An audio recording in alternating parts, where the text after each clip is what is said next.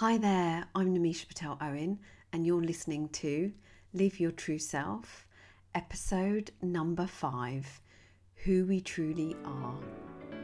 After 18 years doing corporate, in 2018 it became about doing me and doing what I love.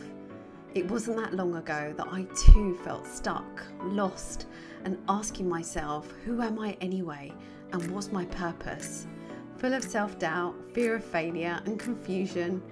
Fast forward to this moment and you'll see a version of me that's true to myself. Calm, confident and clearer than ever before, inspired by Krishna's words in the Bhagavad Gita, one must deliver himself with the help of the mind and not degrade himself. The mind is the friend of the conditioned soul and his enemy as well. So perspective is everything. And no matter where you find yourself on your spiritual journey, allow me to guide you to drop out of your head the busyness in your mind and drop into your heart the sacred space that holds your beautiful soul so that you too can awaken your true self and live life more meaningfully in this moment. Take a deep breath and listen on in. Allow me today to share my story and my discovery of who I truly am. Settle in, my lovely. Take a deep breath here and let me invite you to listen for insight. Listen for self-insight, for your self-discovery, for it lies here. Who am I? This is the question I posed to myself for around 6 months back in 2018 when I was off long-term sick, sitting at my kitchen table with myself, with my thoughts, with my sickness, with my mind, body and soul in a fragile, yet in this intentionally curious state. It was the first time I actually stopped, paused and slowed down enough to actually sit with myself with this simple yet challenging to answer question. Who am I? And what came up for me in the first instance was I'm a wife. I am a mum of 2 beautiful kiddos who were 5 and 1 back then. I am a daughter, I'm a sister, I'm a friend, I'm a colleague, a leader. And then I stopped. Something was missing. Because whilst these roles were part of who I am, they were not who I am. They were roles. They were labels or hats I wore, duties I proudly fulfill, and I always will so lovingly. In this moment, for the first time, I realised who I am was more than the roles I fulfilled. Who you are, lovely, is more than the roles you previously, currently, and in the future will fulfill. Way more. So I immersed myself in the quest to discover who I truly am. Firstly, and unsurprisingly, at the early stages of my spiritual journey, I turned to logic and facts and what I knew about myself already. I created a PowerPoint presentation deck titled Who Am I?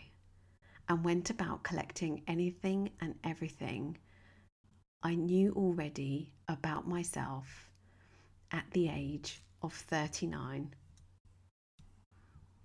My values and what I stand for, my strengths, my weaknesses, my likes, my dislikes, my personality type, if you've done it before, the Myers-Briggs one, my achievements, my accolades, my qualifications, my career history over 18 years. The softer side, the things that brought me joy and energy, and the things that drained my energy. What is important to me and why? I asked myself. What beliefs do I hold so dearly? I contemplated. The PowerPoint deck filled up with this knowingness, this factual information and data I held about me,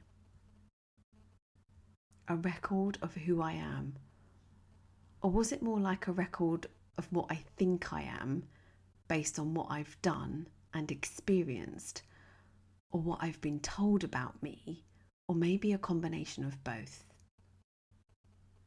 So whilst the exercise was useful, especially to see the collection of attributes and achievements all in one place for the first time, feeding my brain evidence of what I was and what I had achieved, something was still missing. So I turned to seeking help from others. I immersed myself in self-help books and inspiring gurus, and of course Google, plus mantra meditation, which would later uncover something profound for me. But at that time, it was Tony Robbins that came to me to further my quest in finding who I am. With one of his signature 3-day seminars held in London, leaving my kiddos for the first time, I embarked on this next leg of my self-discovery path with my dear friend, as well as my brother, who I also wanted to help, who I felt compelled to help at this particular time. And why not in this way? It was an insightful, memorable, and highly emotionally charged experience, something I've not experienced before. We even walked on fire. The emotions that came pouring out, joy, sadness, relief, ecstasy, gratitude, fearlessness, determination, stillness, confusion, uncertainty, and of course doubt. But something definitely got awakened for sure with the insights that were uncovered during this experience. I saw myself differently, taller than ever before, despite being 5 foot. I saw myself hungry for more, determined to make a bigger impact and difference from the wisdom of my wounds.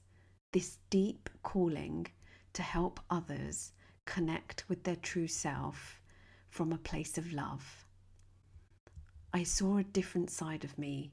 I saw an energy in me that felt alive, felt free, felt abundant.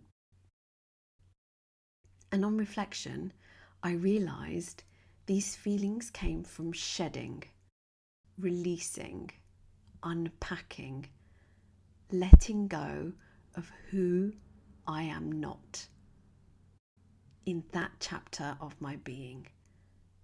Like I dropped the heavy backpack I'd been carrying around for me for so long, over 18 years in corporate and doing life. Another profound step forward, lightening the load in my mind, body, and soul, based on who I thought I had to be, who others expected me to be, people pleasing and conforming to societal and cultural norms of the perceived ideal way of being and path to follow in life.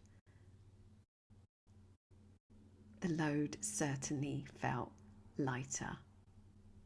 I unmasked myself for the first time.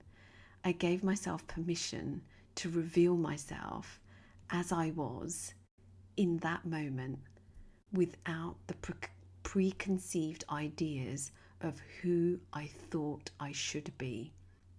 Permission to be me, real, raw, and ready for the next chapter of my being. From the simple act of accepting who I am not now.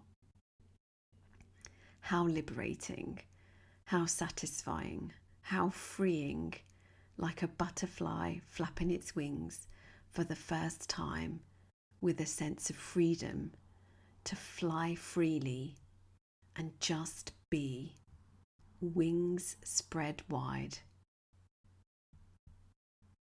I continued on my path, and after 6 months, I felt a deeper spiritual connection, a tug, a voice calling me to tap into my cultural background and the vastness and beauty that comes from being Hindu and accessing Vedic teachings.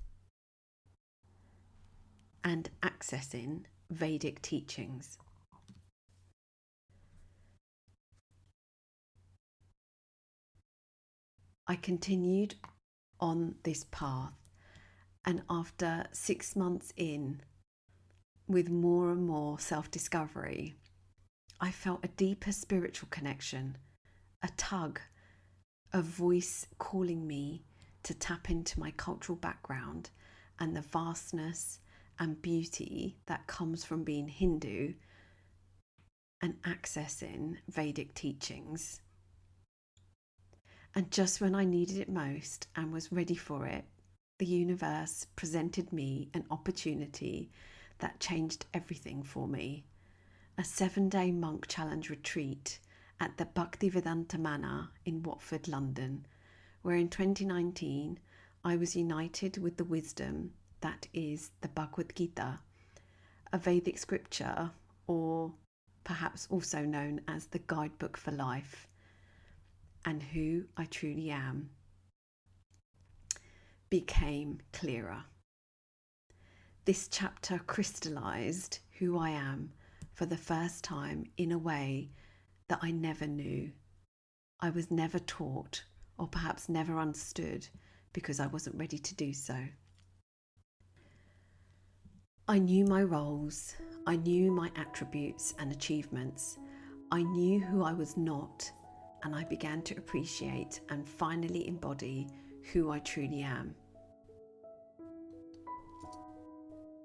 From the Bhagavad Gita, I learnt that I am not the mind.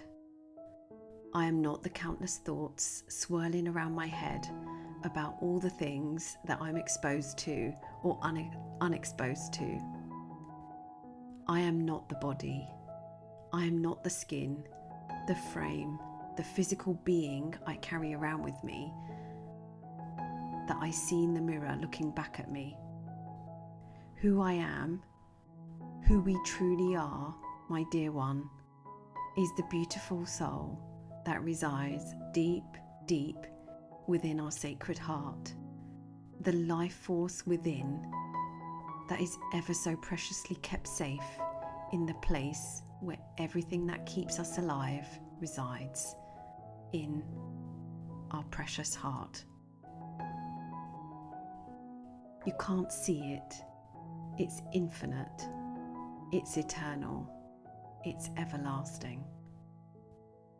Our beautiful soul, or Atma, is the ever-eternal source of who we truly are.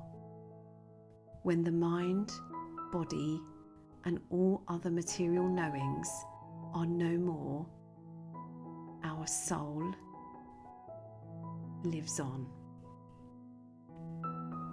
Who you are is the beautiful soul within you that's always been there for you, that's been guiding you, that's been talking to you, that in a loving, nurturing, intuitive voice, offering you an alternative way of thinking, feeling, and experiencing life to the often noisy, loud, critical, unhelpful voice in the conditioned part of your brain, making you small, making you fearful, making you doubt yourself and second guess yourself, making you stay in your comfort zone. Your beautiful soul is where your deep, knowing lies. It's where your goodness and wisdom radiates from all that you've been through. It's where love and compassion and kindness can be accessed in this moment and in any moment. It's where the answer you were looking for emanates. It's where your healing and truth comes from. It's where we find our true self, free from conditioning, free from heartache, free from preconceived ideas of who we think we should be. Who you truly are, my lovely, is a beautiful soul. Your unique, everlasting, beautiful soul. Now let me invite you to close your eyes.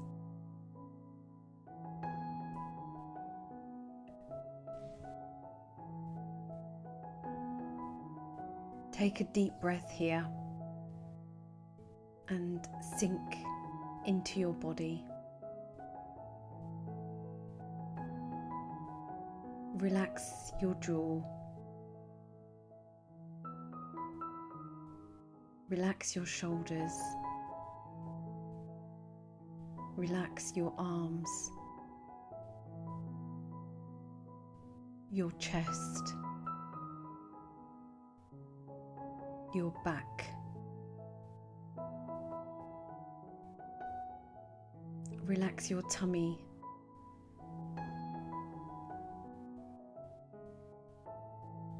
Your pelvis,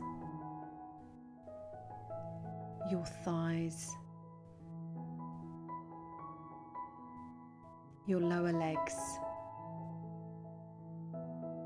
Relax your ankles. Relax your feet. And take a deep, nourishing breath into the whole body.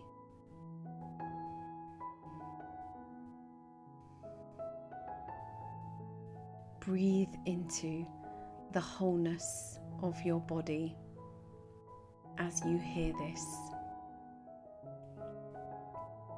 The Bhagavad Gita helps us understand who we are, something we were not taught or fully understood when growing up.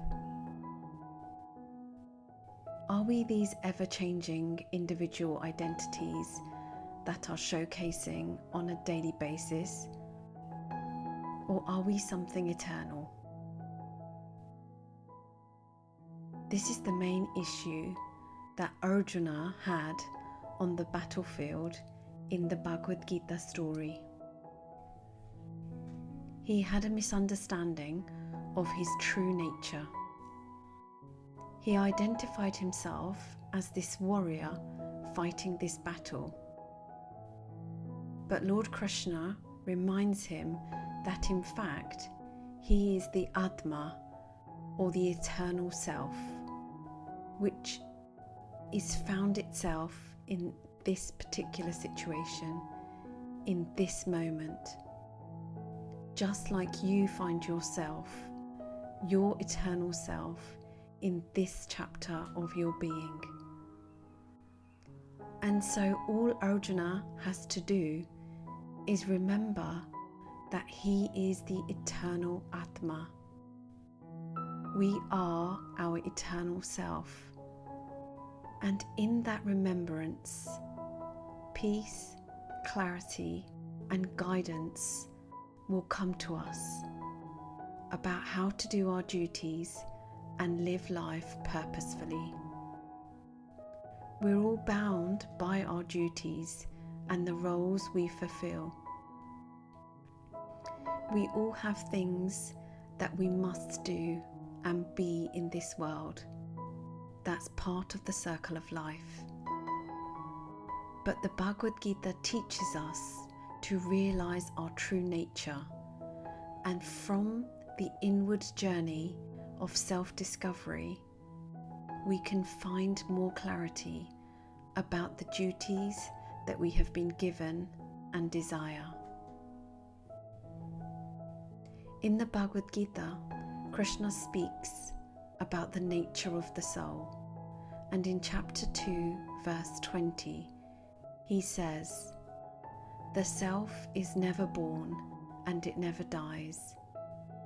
It has always existed and will never cease to exist, and is unborn, eternal, everlasting, and most ancient. It is not killed when the body is slain." And in chapter 2, verse 22, he continues, "As a person puts on new garments, giving up old ones, the soul similarly accepts new material bodies, giving up the old." Krishna here is reminding Arjuna that the soul remains untouched. The soul goes from body to body, life after life, seeking experiences. But the soul itself never is born and never dies. It is always eternal and will never cease to exist. One of the main reasons we don't understand our true nature is because we spend too much time in the conditioned part of our brain, in our head, or driven by our ego. And this makes us attach ourselves to this world, and makes us attach to things of this world, and makes us operate from the mind. And the mind is constantly running the show. That's why we call it the monkey mind. It is constantly running after the pleasures of the world. But when we make that internal journey from the mind to the heart, from that space we can truly find peace and purpose. From the heart is where we realize our true self. Now let me invite you to put your hands on your heart and feel your heart. Feel the sensations of your heart. Feel the beat of your heart. Feel the beauty that is your heart. Feel the goodness that is within your heart space. This, my lovely, is your sacred space, where your inner wisdom, your inner goodness, your innate knowing from all that you are, all that you've been through resides. This is where your beautiful soul speaks from. This is who you are, the version of you filled with love, compassion, kindness, that you can access and tune into anytime, anywhere, especially when you're hurting, when you don't know where to turn. Turn within, my love. Come inward, for you have everything you need within you already. That's the beauty of our existence, our makeup, and all that we are. And the more and more we drop into the heart, the more and more we realize our true nature, which is the Atma, the eternal self we have spoken about so dearly today. The more and more we will find purpose, meaning, and fulfillment in this life. And knowing this, remember who you truly are. A soul who feels deeply and holds space for all emotions. A soul who sees the goodness in themselves, in others, and in this life. A soul who makes a difference and impact, helping others, in their own unique way. This is who you truly are. This is who you want to live by. This is you living your true self. Breathe into this knowing. Breathe into this truth. Breathe into this spiritual way of being from here on out, for the goodness lies within. Now you know who you are, the unconditioned, unfiltered, unlimited, everlasting soul, the Atma, your eternal self.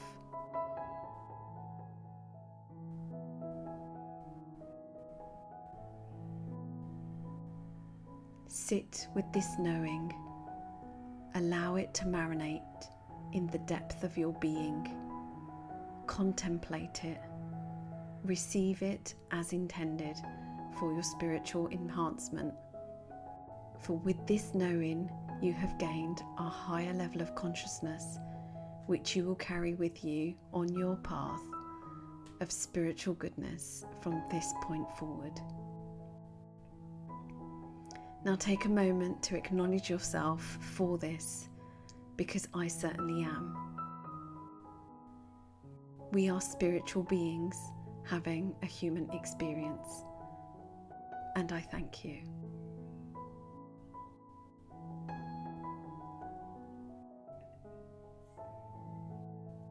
Let me invite you to wiggle your fingers and wiggle your toes, and when you're ready, come back into the space that you find yourself held in. And take a deep, nourishing breath here.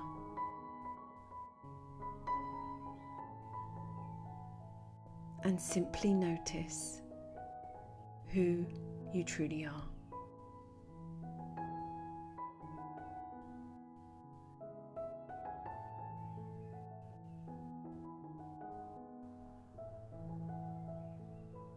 Super grateful for you being here with me today, my lovely. I will see you again next week. Namaste.